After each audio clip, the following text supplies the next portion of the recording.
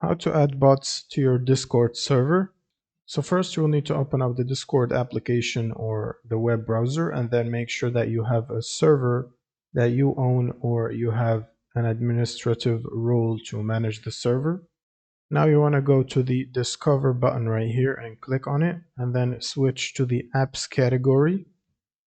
Now from here you can search for specific bots that you want to add. So for example, you can type popular bots like Me6 and search for it, and then click on the bot page. Now you want to click on Add App and click on Add to Server button. And now you want to select your server from this drop down. So for example, this is my server here. Now click on Continue and grant all the required permissions.